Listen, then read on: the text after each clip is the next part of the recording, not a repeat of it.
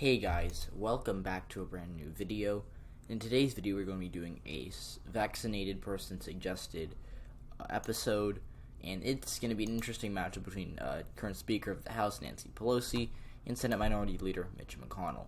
So we're going to hop right into it with our safe states for Nancy Pelosi. She would win Washington, Oregon, California, Colorado, and New Mexico actually, Illinois, Virginia, no not Virginia, Maryland, Delaware, New Jersey, New York, Connecticut, Massachusetts, Rhode Island, Vermont, 1st District of Maine, and D.C.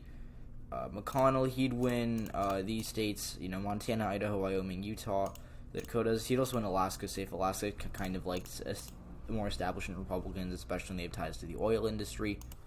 Going up to, or I guess down rather, Kansas, Oklahoma, Arkansas, Missouri, Indiana, Kentucky, his home state, Tennessee, Mississippi, Alabama, Louisiana, West Virginia, and South Carolina. So there are a couple interesting characterizations here. Kansas is not likely just because McConnell would do probably better than Trump in some suburbs. And then in South Carolina, you've got I just think that Pelosi just not really get good black turnout, and black turnout is what fuels Democrats' margins in South Carolina.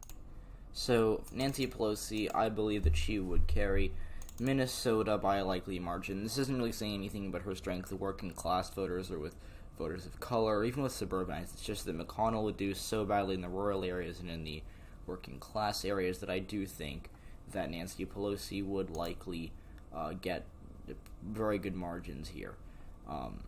Virginia, she'd also win by a likely margin. This isn't really, again, a testament to her strength, but Mitch McConnell is someone who I think could potentially do a little better in the Nova suburbs than Trump. And when I say a little, I mean like by a point or so, not really anything to make a difference in the state.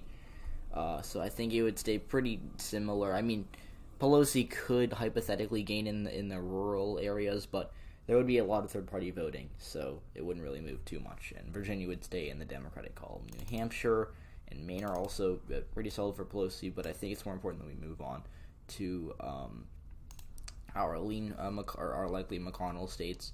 Iowa, I will say likely. I think that's it. I'll also say Maine's. Actually no.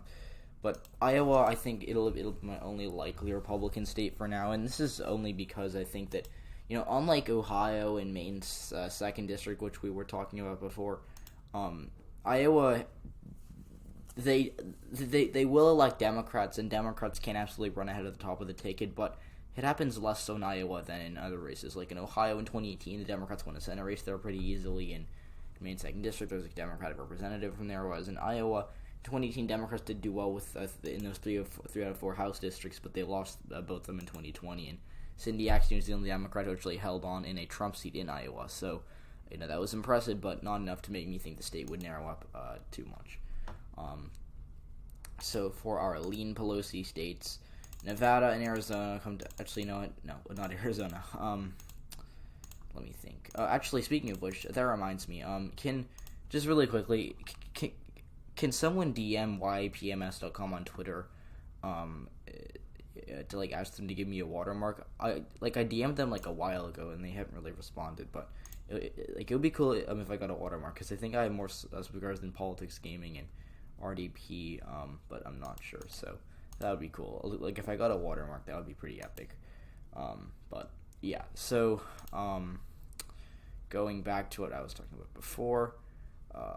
Pelosi, she'd win Nevada by a lead margin. She's actually, in her elections, what she basically only runs in San Francisco, but the largest minority, I think, in her district is actually Asians, followed by Hispanics.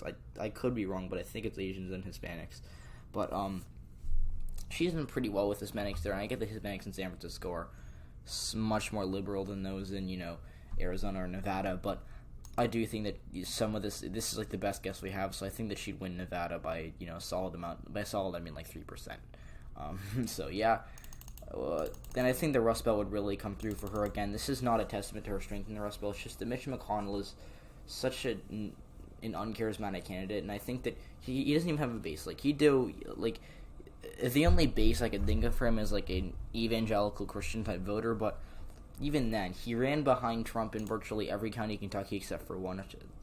I think it was like, I don't even know. It was like a county kind of in between Lexington and Louisville. It was it was minor, and like he ran behind Trump. He ran ahead of Trump by like a point there, and I think it was just like it was like an affluent suburban county, and I'm forgetting the name of it. But anyways, Pelosi just has the ability to do better than McConnell with her base, because she has a base of neoliberals and women who want to see a woman president, and that is a group that kind of that backed Hillary Clinton in 2016. So I think that she, Hillary Clinton, I get that she was a bad candidate, but she still got 48% of the popular vote in 2016, and Mitch McConnell, I don't think he'd get that much. So that's why Pelosi would do better in these areas, and she'd do just well enough in the cities and in the suburbs to beat McConnell in these states. But she is by no means a strong candidate. So McConnell, I think he won Ohio in Maine 2nd District.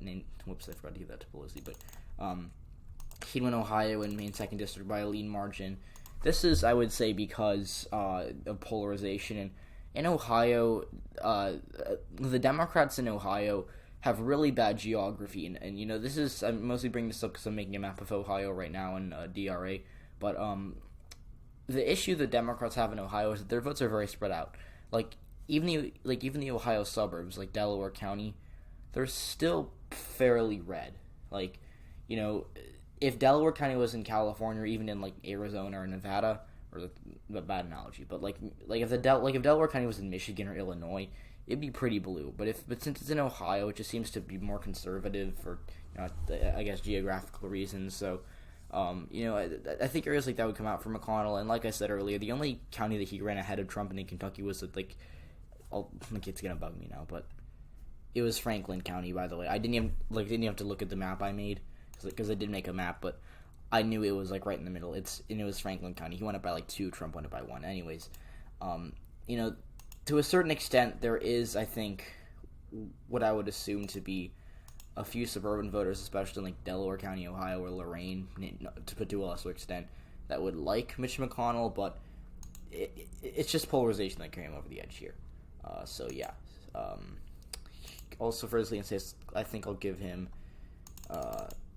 Florida.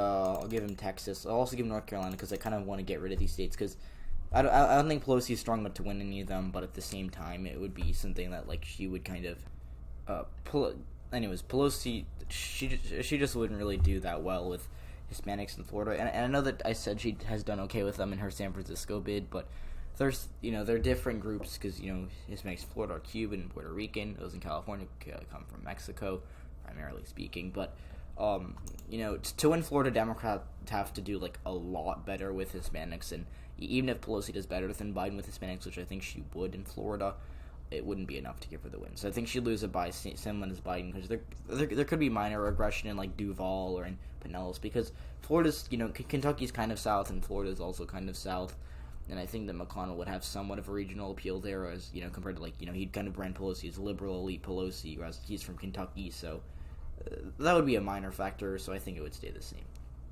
Texas, I just think Pelosi, she'd make improvements in the Rio Grande Valley, but the suburbs of, Collin and Denton, they're getting bluer, but they're just, I've said it before and I'll say it again, Democrats are winning Texas when they win both Collin and Denton by more than 5.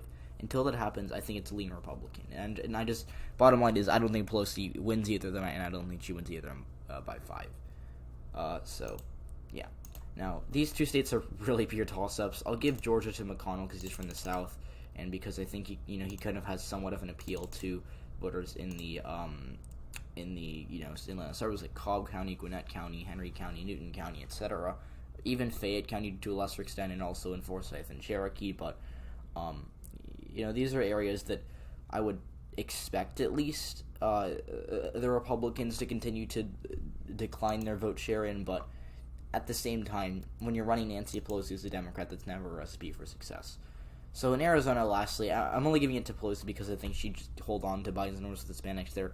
Biden actually did alright with Hispanics in Arizona relative to what you'd expect. I was reading exit polls a couple weeks ago, and I was like, Biden did better with Hispanics in Arizona than I thought. He did a lot better. He actually, I think he won by over 30, which is something I did not see coming. But anyways, I think it'll wrap up this video. I know this is not a super in-depth analysis video, and I apologize for that, but there's only so much I can say about this matchup, and I hope that I gave you the best content possible. So, thanks to the person who suggested this for getting vaccinated. Thank you for watching.